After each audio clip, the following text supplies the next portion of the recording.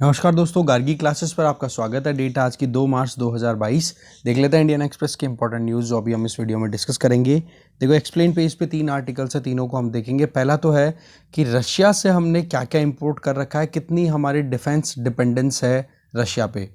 दूसरा हम देखेंगे कि जो ब्लैक सी वाला जो एरिया है ना, जो कि मेडिटेरेनियन सी के साथ में कनेक्ट होता है, तो उस पर रशिया की कितनी ज़्यादा डिपेंडेंस है और क्यों वहाँ पर टर्की अपने कंट्रोल को एक्सरसाइज करना चाह रहा है।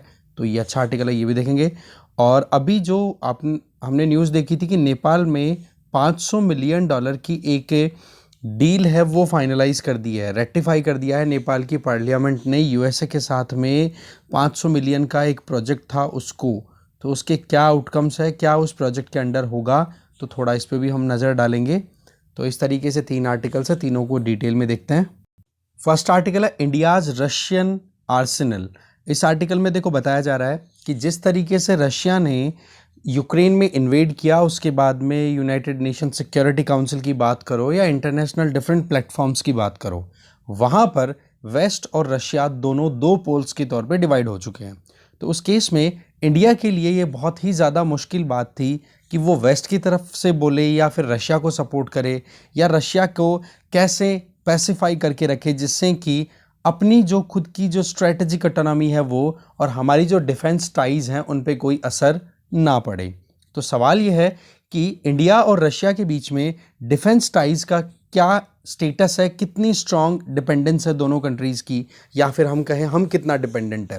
देखो, शुरुआत में जब हम इंडिपेंडेंट हुए थे ना, तब तो हम ज़्यादातर हमारी रिलायंस थी वेस्टर्न कंट्रीज़ पे या फिर ब्रिटेन पे, कि ज़्यादातर हम आर्म्स इंपोर्ट इन्हीं से किया करते थे। पर जैसे जैसे टाइम बीतता है सिचुएशन बिगड़ती है, और आप देखते हो ग्रीन रेवोल्यूशन से जस्ट पहले का वो टाइम जब हमारे यहाँ पर बहुत सारे क्राइसिस का हमने सामना किया था। ठीक है, एक तो पॉलिटिकल सिनेरियो चेंज हुआ था, जिसमें आप देख सकते हो कि दो दो तो प्रधानमंत्रियों की डेथ हुई थी, पंडित जवाहरलाल नेहरू जी की भी और लाल बहादुर शास्त्री जी की भी। फिर उसके बाद में इंदिरा गांधी जी का अपने आप में लीडर के तौर पे निकल के आना, और उनका जो आइडिया था वो ज़्यादातर किसकी तरफ जा रहा था, यूएसएसआर की तरफ। क्यों? क्योंकि वहाँ पर एक जो पाकिस्तान से हमने बांग्लादेश को लिबरेट कराया था, उस टाइम पर यूएसएसआर के साथ हमारी एंगेजमेंट्स बहुत हो गई थी। और उसी टाइम पर आप देख सकते हो यूएसएसआर की जो आइडियोलॉजी है या फिर जो मेथड यूएसएसआर में चल रहा था, दैट वाज सोशलिज्म। उसी सोशलिज्म को हमने भी प्रोमोट किया। ठीक है, इसके आगे अगर देखें तो ये वही टाइम था जब हमने यूएसएसआर के साथ में हमारे डिफेंस टाइज को इंक्रीज किया। और आज तक अगर देखें 1970 वाले दशक से लेकर अभी तक देखें ना, तो तब अभी तक हम बहुत ज़्यादा इंपोर्ट कर चुके हैं, बहुत ज़्यादा डिपेंडेंस है हमारी। अगर आर्म्स पॉइंट ऑफ व्यू से देखें, नॉर्मली तो हमने देखा ना कि हमारे जितने भी वेपन सिस्टम है उसमें से 60% जो है वो रशियन है। जी ऐसा नहीं है, रियल में यहाँ पर समीर लालवानी, उन्होंने अपना एक रिसर्च पेपर वर्क है वो पब्लिश किया स्टिमसन सेंटर में। तब उनके हिसाब से ये कहना है कि 85% के लगभग हमारे जितने वेपन है ना, इंडियन वेपन सिस्टम, वो रशिया के हैं। तो आप देख सकते हो डिपेंडेंसी कम नहीं है, बहुत हो गई। और इसी के चलते हमने अब धीरे धीरे बहुत, अभी जो ट्रेंड चल रहा है गवर्नमेंट का वो ये कि रशिया के अलावा हम हमारे जो आर्म सप्लाई हम जहाँ से भी लेते हैं तो उसको डाइवर्सिफाई किया जाए। जैसे यूएसए, इजराइल, फ्रांस, इनको भी हम धीरे धीरे इंगेज और ज़्यादा लेवल पे कर रहे हैं। तो ऐसे में ये तो हो गई डिपेंडेंस। अब आ जाए बात कि वर्ल्ड में किसने कितना वेपन एक्सपोर्ट किया है या इंडिया ने किससे सबसे ज़्यादा वेपन इंपोर्ट किया है। तो इससे संबंधित रिपोर्ट रिलीज होती है। देखो, Stockholm International Peace Research Institute SIPRI, ठीक है, इसके द्वारा अभी जो डेटा रिलीज होया हुआ है उसमें 2016 से 2020 के बीच की अगर बात की जाए, 5 साल का टाइम हो गया, तो इसमें रशिया वर्ल्ड में सेकंड लार्जेस्ट आर्म एक्सपोर्टर रहा है। मतलब ये मानो कि जितना आर्म्स का एक्सपोर्ट किया गया है ना पूरे वर्ल्ड में, उसका 20% रशिया ने एक्सपोर्ट किया है, जो कि नंबर 2 पे रहा। नंबर 1 पे यूएसए रहा 37% के साथ में। ठीक है, अब आ जाती है बात आर्म्स इंपोर्टर की। बात करें इंपोर्ट करने वाले कंट्रीज में, तो 2000 से लेकर 2020 के बीच में इंडिया वर्ल्ड का लार्जेस्ट आर्म इंपोर्टर बना रहा। मतलब सबसे ज़्यादा हम डिफेंस इक्विपमेंट्स इंडिया ही इंपोर्ट करता है अगर वर्ल्ड लेवल पे हम बात करें। हाँ, 2016 से 2020 के बीच में सऊदी अरब ने थोड़ा सा इंडिया से ओवरटेक कर लिया, आगे बढ़ गया। बाकी अभी भी अगर देखा जाए वॉल्यूम वाइज तो इंडिया का ही लेवल है 2000 से 2020, मतलब ये शुरुआती 20 साल 21st सेंचुरी के सबसे ज़्यादा आम इंपोर्ट करने वाला कंट्री कौन था? इंडिया। इसके बाद में अगर देखें तो इंडिया के लिए रशिया के लिए इंडिया सबसे बड़ा डिफेंस इंपोर्टर कंट्री है। मतलब रशिया जितना भी एक्सपोर्ट करता है ना आर्म्स का, उसमें सबसे ज़्यादा एक्सपोर्ट किसको करता है? इंडिया को। तो ऐसे में इंडिया ने 2000 से लेकर 2020 के बीच में आर्म्स इंपोर्ट पे कितना खर्चा किया है? $53.85 बिलियन। और इसमें से सबसे ज़्यादा जो हमने इंपोर्ट किया है वो रशिया से, कितना? अराउंड 66.5%। दैट मीन्स हमने रशिया से 2000 से लेकर 2020 के बीच में $35.82 बिलियन के वेपन खरीदे हैं। दूसरी तरफ यूएस से हमने $4.4 बिलियन, और तीसरे नंबर पे फिर इजराइल आ जाता है। तो ऐसे में हमारा जो इंपोर्ट था 2000 से लेकर 2020 के बीच में वो ये ट्रेंड रहा। तो इंटरनेशनल लेवल पे एक्सपोर्टर, इंटरनेशनल लेवल पे इंपोर्टर और इंडिया का, ये तीनों सेगमेंट हमने यहाँ से देख लिए। इंपॉर्टेंट डेटा था, ये काम आ जाएगा आपके। इसके आगे अगर देखें तो सिप्री की जो रिपोर्ट मार्च 2021 में आई थी उसमें यह था कि 2016 से लेकर 2020 के बीच में रशिया ने अपने आर्म्स जो हैं वो लगभग 45 कंट्रीज को एक्सपोर्ट किए थे। ठीक है, और उनमें सबसे ज्यादा जो इंपोर्ट करने वाला कंट्री था वो इंडिया, और दूसरे नंबर पे फिर चाइना। मतलब रशिया भी बहुत ज्यादा रिलाय करता है आर्म एक्सपोर्ट के पॉइंट ऑफ व्यू से इंडिया पे। ठीक है, इसके आगे अगर देखें तो इसके जस्ट उलट जो ट्रेंड है, एक तो होता है कि एक्सपोर्ट कितना किया गया रशिया के द्वारा और इंडिया ने कितना इंपोर्ट किया, राइट। एक होता है ट्रेंड क्या चल रहा है, क्या बढ़ता हुआ ट्रेंड दिख रहा है या डिक्रीज होता हुआ ट्रेंड दिख रहा है। तो 2016 से 2020 के बीच के पिछले 5 सालों की बात करें ना, तो हम रशिया से जो आर्म इंपोर्ट करते हैं उसमें लगभग 50% तक डिक्लाइन कर चुके हैं। दैट मीन्स हम बहुत हद तक अब जो है हमारी जो आर्म इंपोर्ट है या आर्म डिपेंडेंस है उसको डाइवर्सिफाई करना चाह रहे हैं। अब आ जाओ इंडिया के पास में अभी तक रशिया ने क्या क्या सप्लाई कर दिया है। तो अभी तो एक तो पता ही है S-400 Triumph air defence system, जो कि आज के टाइम पे इस तरीके का सबसे एडवांस सिस्टम है, जो कि इंडिया ने 2018 में रशिया के साथ में $5 बिलियन की डील फाइनल की थी, जिसमें 5 सिस्टम जो है वो रशिया इंडिया को डिलीवर करेगा। उसमें से फर्स्ट सिस्टम S-400 का वो डिलीवर हो चुका है दिसंबर 2021 में, और इसको हमने पाकिस्तान की तरफ मुंह करते हुए, टैकल करते हुए हमने पंजाब में डिप्लॉय किया है इंडियन एयरफोर्स बेस पे। ठीक है, दूसरी तरफ अगर हम देखें तो यूएसए ने बहुत ज़्यादा थ्रेटन किया था उस टाइम पे कि भाई रशिया के साथ में या फिर जो भी रशिया, नॉर्थ कोरिया, ईरान इनके साथ डील करेगा उनके अगेंस्ट में हम कार्ड्स एक्ट के अंडर में सैंक्शंस लगाएंगे। पर यूएसए के उन चीज़ों को भी अभी तक तो अमली जामा पहनाने में सक्सेसफुल हुए नहीं, क्योंकि यूएसए में जो लेजिस्लेटर्स हैं, ठीक है, जो भी वहाँ पर सेनेटर्स बैठते हैं या रिप्रेजेंटेटिव्स बैठते हैं वहाँ की कांग्रेस में, कांग्रेस मतलब यूएस की पार्लियामेंट में, उन्होंने ऑब्जेक्ट कर दिया कि बोला इंडिया हमारा एक इंपॉर्टेंट पार्टनर है, हम उसके साथ में इतनी हार्श ट्रीटमेंट नहीं कर सकते।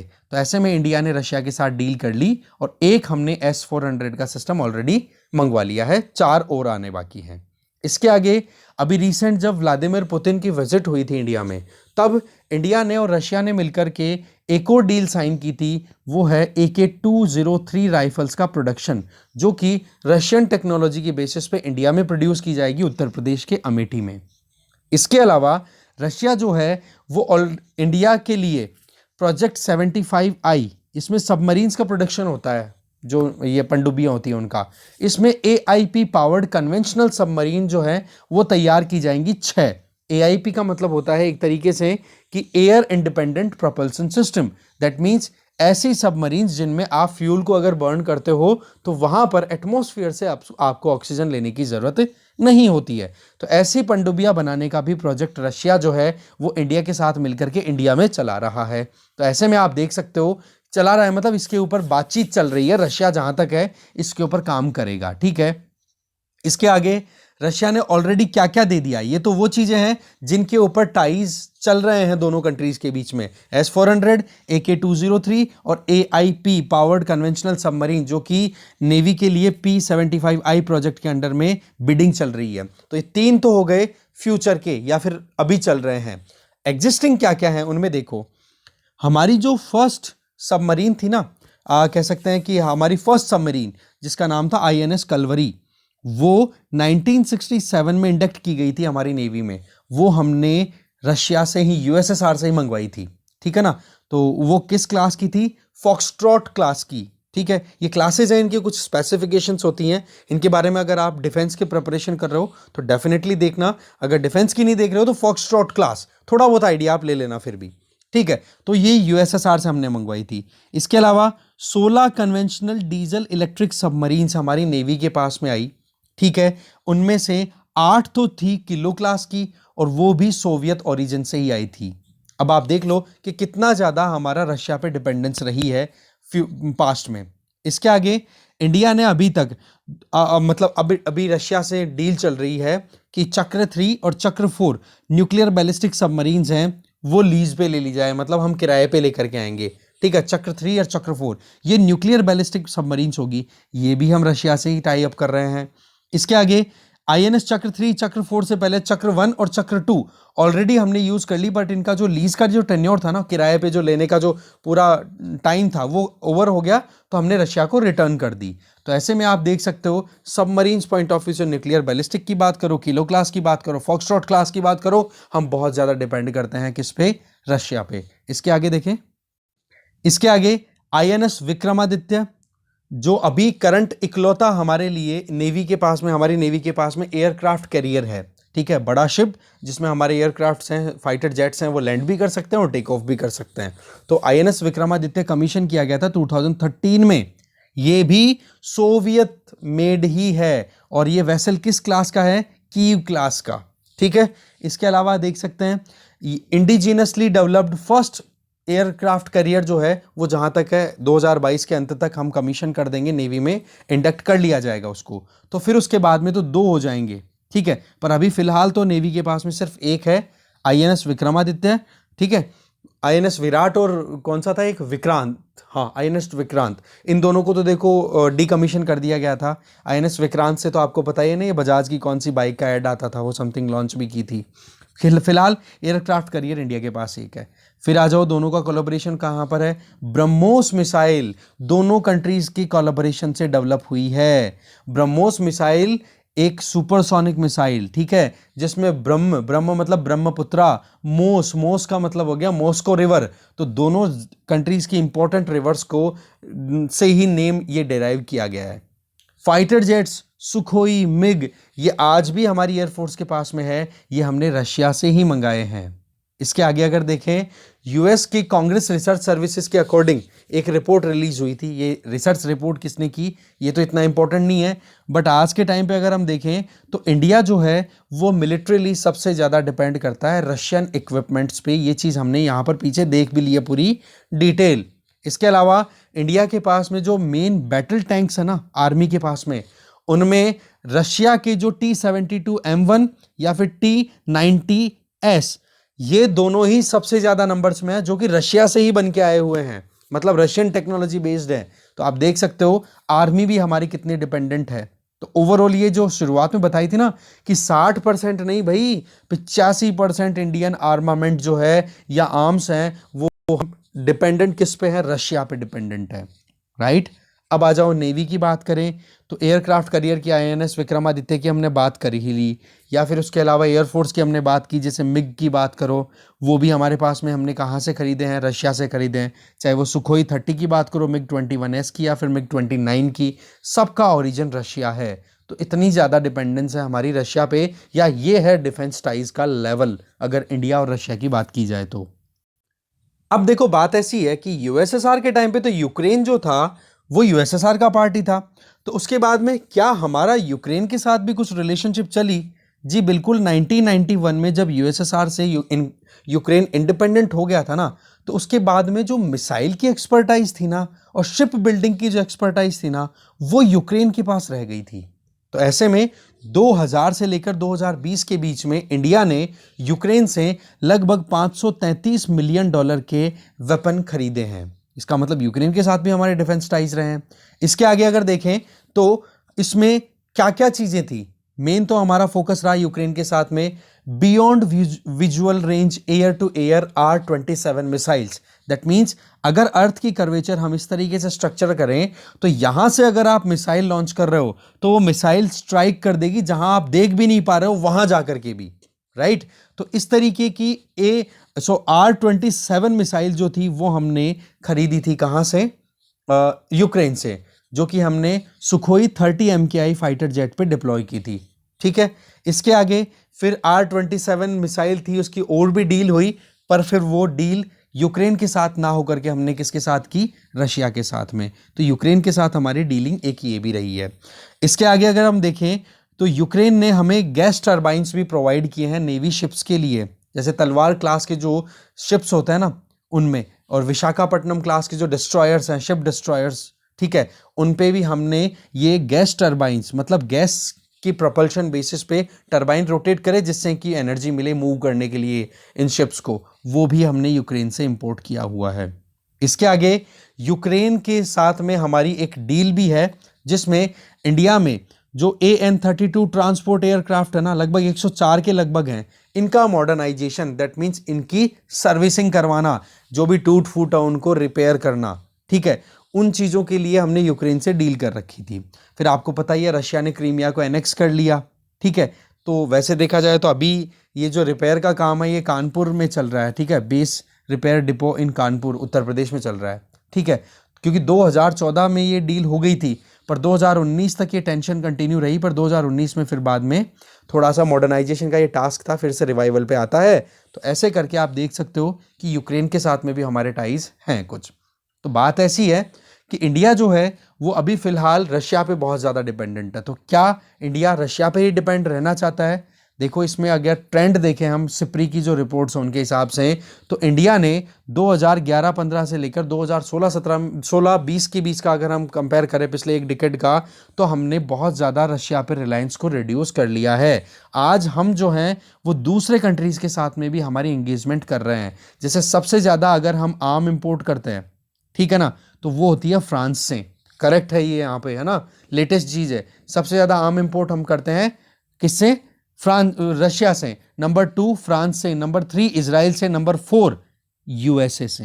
तो ये सीक्वेंस है, ठीक है, पिछले 5 सालों का। और अभी जो शुरुआत में हमने देखा था ना, जिसमें रशिया से सबसे ज़्यादा दूसरे नंबर पे हमने बात की थी यूएसए की, और तीसरे नंबर पे इजराइल की, वो हमने बात की थी 2000 से लेकर के 2020 के बीच की। अभी हम बात कर रहे हैं 2016 से 2020 के बीच की। मतलब ओवरऑल अगर अक्यूमुलेटेड मैनर में देखा जाए तो पिछले 20 सालों में हमारे रिलायंस रशिया के बाद में यूएसए पे ज़्यादा रही। बट पिछले 5 सालों की बात करें तो रशिया पर भी डिपेंडेंस हमारी रिड्यूस हुई है। तो दूसरे नंबर पे फिर फ्रांस आ गया, तीसरे पे इजराइल, और चौथे पे अभी यूएस चल रहा है। तो ओवरऑल देखा जाए ना तो इंडिया ने आर्म इंपोर्ट को रिड्यूस किया है, ठीक है ना। तो इसके लिए एक तो कारण क्या है कि हम डाइवर्सिफाई करना चाह रहे हैं हमारे आर्म सप्लायर्स को, कि भाई हमें क्या चाहिए? स्ट्रेटेजिक ऑटोनॉमी, कि भाई कहीं पर भी कोई दबाव ना बना दे।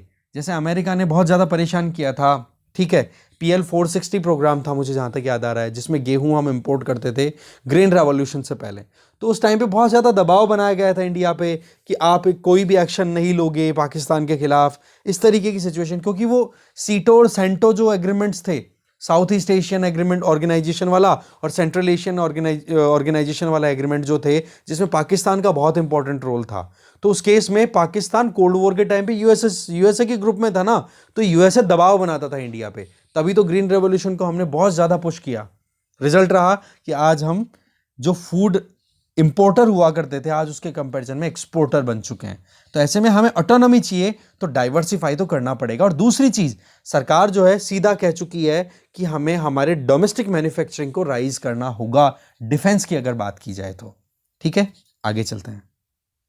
नेक्स्ट है कि टर्की जिन सी रूट्स को कंट्रोल करता है वो रशिया के लिए इंपॉर्टेंट कैसे हो सकते हैं।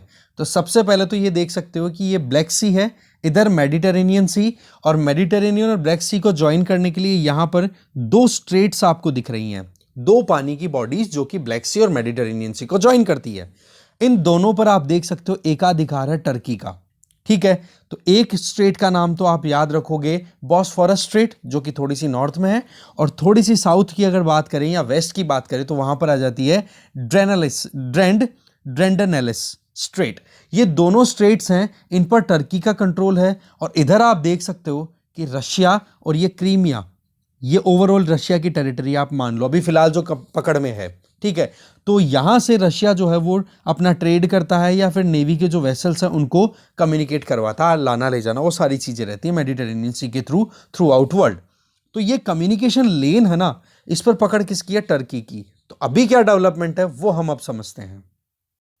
देखो बात ऐसी है, रशिया ने जो इन्वेड किया है ना यूक्रेन में, तो उसको टर्की ने कह दिया, बोले ये एक वॉर है, हम इसको कोई बायलैटरल इशू नहीं मानेंगे, हम इसको वॉर मानेंगे। और इसलिए टर्की ने ये कह दिया कि जो इंटरनेशनल लेन ऑफ कम्युनिकेशन है, एक इंटरनेशनल ट्रीटी है, ठीक है, जिसमें जो भी ट्रैफिक है, कौन सा ट्रैफिक? ये सीज का, ओशंस के थ्रू जो शिप्स का आना जाना, नेवी का, और ये जो कॉमर्शियल शिप्स हैं उनका आना जाना, उसके लिए 1936 की एक इंटरनेशनल ट्रीटी है, that is Montreux convention regarding the regime of straits. मतलब ये जितनी भी जो जल संधियां हैं उनके थ्रू जो भी ट्रेड होता है उनको कंट्रोल करने के लिए या उनको रेगुलेट करने के लिए ये एक ट्रीटी साइन हुई थी 1936 में। तो इस ट्रीटी के जो क्लॉज हैं वो कहते हैं कि भाई अगर आप कोई जैसे सिविल जो शिप्स हैं जिनको हम बोलते हैं नॉर्मली वाइट शिप्स, तो उनका आना जाना तो कोई इशू है नहीं बोले, पर अगर वहां पर नेवी या फिर कहीं पे कोई टेंशन चल रही है, लड़ाई के चांसेस दिख रहे हैं, तो फिर वहां पर जो भी कंट्री है वो लगाम लगा सकता है, ठीक है। तो ऐसा ही अभी टर्की ने कर दिया कि टर्की जो है वो दोनों स्ट्रेट्स जिनके बारे में हमने अभी मैपिंग देखी थी, बॉस्फोरस और ड्रेडनेलिस, ठीक है, ड्रेडनेलिस स्ट्रेट है, दोनों पे अपनी कंट्रोलिंग पूरी अच्छे से पकड़ बना रहा है कि रशियन नेवल शिप्स हैं उनको अब वो पास होने से रेगुलेट कर रहा है। और यही चीज मॉन्ट्रियक्स कन्वेंशन है, वो कहती है कि जी नॉर्मल टाइम्स में तो अगर आप देखो तो सीधी सी बात है कि सिविलियन वेसल्स हैं वो तो देखो फ्रीडम हो, उनको आराम से आ जा सकते हैं, कोई लगाम नहीं है। ट्रेड वेसल्स हैं उनमें भी कोई इशू नहीं है, बट जो बैटल शिप्स है ना उन पे कुछ सर्टेन रेस्ट्रिक्शंस रहेंगी, कब? पीस टाइम पे, और ये तो वॉर है। तो इस केस में टर्की ने अपनी तरफ से और ज्यादा लगाम लगानी शुरू कर दी। ये एग्जैक्टली ऐसा ही कुछ सिनेरियो बताया जा रहा है जिस तरीके से स्टालिन ने सोवियत यूनियन के टाइम पे अपने आप की जो एक्सपेंशन है वो बहुत ज्यादा बढ़ाने की कोशिश की थी। अब दूसरी तरफ अगर रशिया के लिए देखें तो भाई सीधी सी बात है, वार्म वाटर्स में रशिया के अगर इंपॉर्टेंट पोर्ट्स की बात करें, वार्म वाटर का मतलब जो थ्रू आउट ईयर पानी फॉर्म में रहे, लिक्विड फॉर्म में रहे, जमे नहीं बर्फ में, तो ऐसे जो इंपॉर्टेंट पोर्ट्स हैं वो ब्लैक सी में ही लोकेटेड है रशिया के, तो उनका आना जाना इधर से ही रहता है। तो इस केस में रशिया के लिए चिंता की बात आ गई, ठीक है ना। तो ये चीज ओहियो स्टेट यूनिवर्सिटी में मास्टर थीसिस में क्लियर की गई कि ब्लैक सी में टर्की का जो पकड़ है वो इग्नोर नहीं की जा सकती है। और आज यही चीज क्लियर भी हो गई कि जिस तरीके से रशिया ने यूक्रेन में एग्रेशन दिखाया और उस एग्रेशन के चलते यूक्रेन के जो एम्बेसडर थे टर्की में डिप्लॉयड, उन्होंने टर्की के एस्टैब्लिशमेंट से बात की और अल्टीमेटली टर्की ने यह मान लिया कि ये वॉर है और वॉर टाइम सिचुएशन में बैटल शिप्स को हम फ्रीली नहीं मूव होने देंगे हमारे स्ट्रेट से, क्योंकि हमें भी रिस्क है। तो ये चीज यहां पर बात आ गई मॉन्ट्रियक्स जो ट्रीटी थी उसके अंडर। ओके, आगे चलते हैं।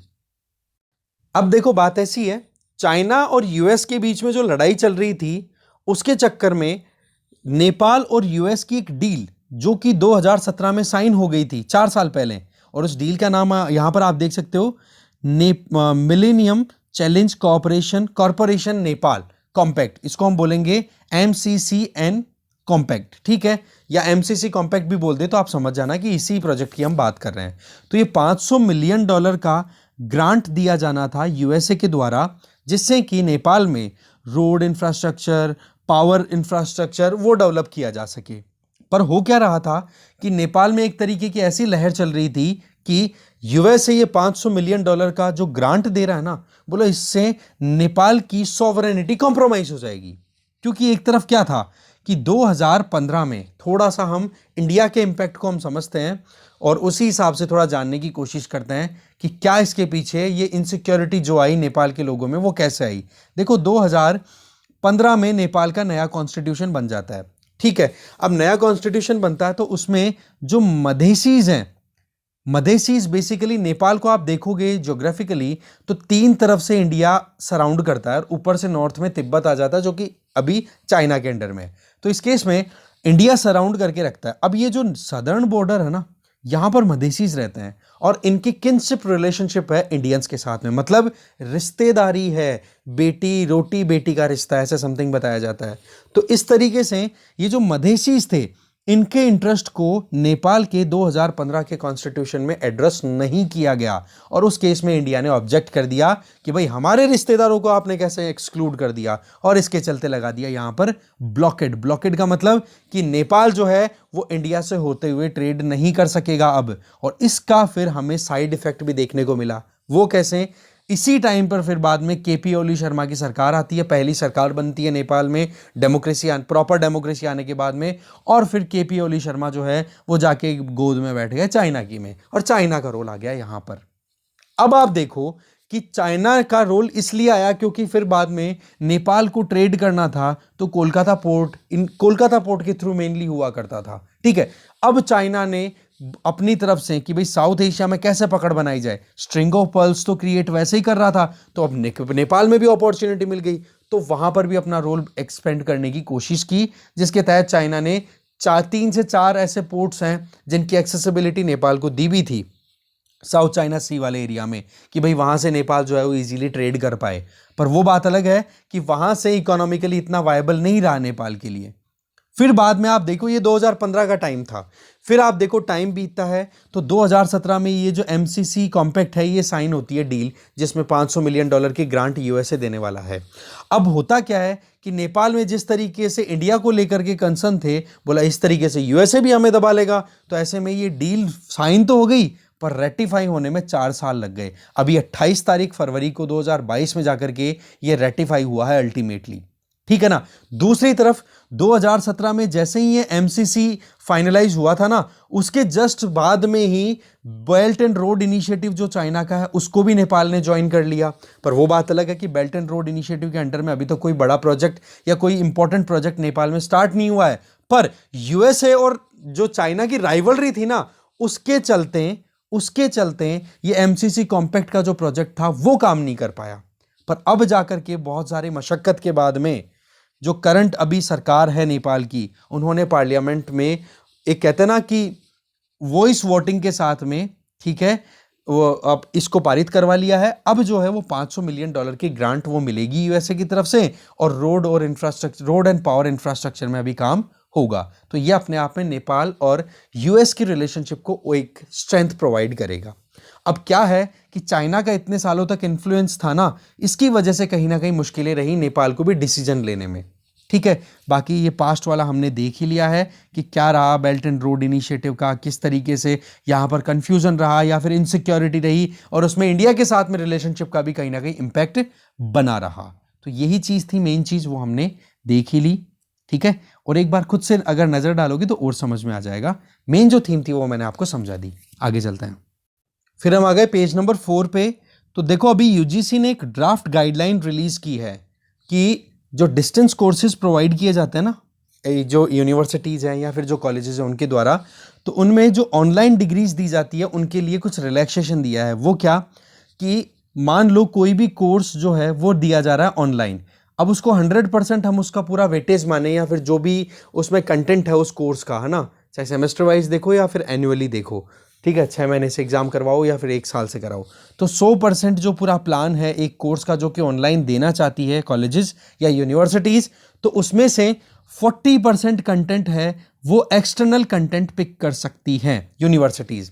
इसके लिए आप सिंपल सी बात समझो कि मान लो कोई XYZ यूनिवर्सिटी या कोई कॉलेज है जो कि ऑनलाइन कोर्स देना चाहती है, मान लो कोई अभी कंप्यूटर में कोई नया डिप्लोमा या नई कोई डिग्री शुरू हुई है उससे संबंधित, तो उसमें उन्होंने जब देने की शुरुआत की तो पता पड़ा कि उनके पास में प्रॉपर मैनेजमेंट नहीं सेट हो रहा है कि 100% कैरिकुला वो तैयार कर सकें।